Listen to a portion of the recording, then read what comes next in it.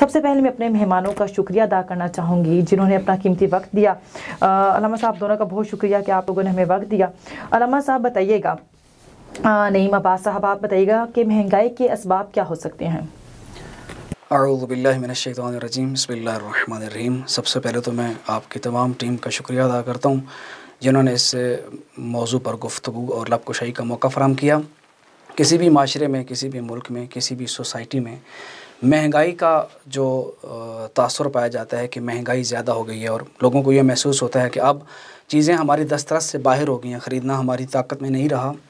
उसके बुनियादी तौर पर दो फैक्ट्स हैं, दो हकीकतें हैं जिसकी वजह से ये महंगाई हो जाती है और लोग ये समझते हैं कि अब हमारी दस्तरस में चीज़ नहीं रही। सबसे पहले जो माशियात के माहिरीन उलमा जो हैं, ये जो उसके फ़न के माहिरीन हैं, वो कहते हैं कि इफ़राते ज़र और तफरीते ज़र ये दो रूल्स हैं।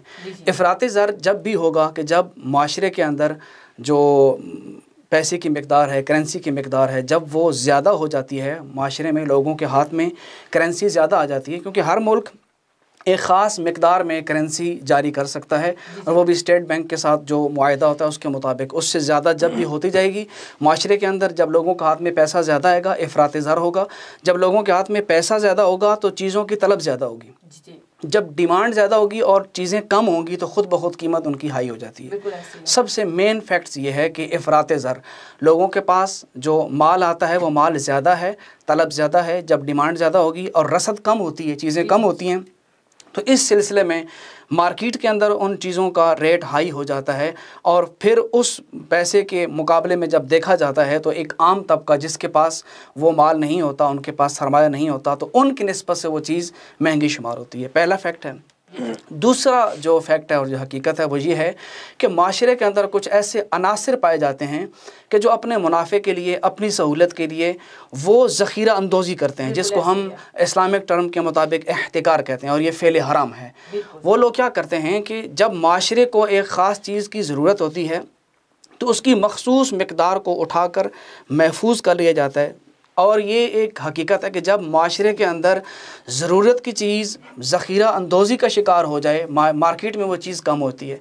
अब मार्केट में वो चीज़ कम है, लोगों को ज़्यादा उसकी तलब है, लोग डिमांड कर रहे हैं, चीज़ कम है, ऑटोमेटिकल उस चीज़ की कीमत बढ़ जाएगी। तो ये दो ऐसे हक़ाइक़ हैं कि जिनकी बुनियाद पर एक माशरे के अंदर महंगाई का तनासुब बढ़ता है। अब ये फ़ैक्ट और देखा जा सकता है, कुछ में जुज़ई होता है, कुछ में कुल्ली होता है।